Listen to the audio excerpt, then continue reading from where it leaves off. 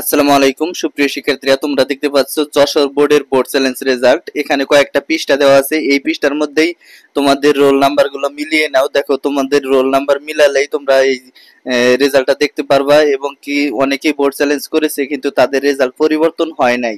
তারা কি করবে? তারা অবশ্যই 2025 সালের সাথে পরীক্ষা দিতে হবে। আর যাদের রেজাল্ট পরিবর্তন হয়েছে অর্থাৎ ফেল থেকে পাস এসেছে, তারা কিন্তু 11 এবং 12 এবং 13 তারিখে মানে একাদশ ভর্তির আবেদন করবে। আবেদন করলে হয়ে যাবে। যারা নতুন অবশ্যই চ্যানেলটি সাবস্ক্রাইব করে পাশে থাকা বেল আইকনটি বাজিয়ে দাও।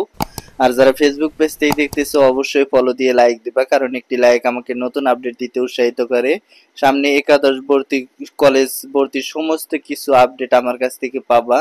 কারণ তোমাদের দেখো এখন যে পাস করেছো বা ফেল থেকে পাস করেছো অনেকেই রেজাল্ট পরিবর্তন হয়েছে, তারা কি করবে না করবে এ টু জেড জানতে হবে। কিন্তু অবশ্যই তোমরা আমার সাথে থাকবে। আর যারা রেজাল্ট চেঞ্জ হয় নাই অবশ্যই চিন্তা করো সামনে বছর পরীক্ষা দেওয়ার জন্য।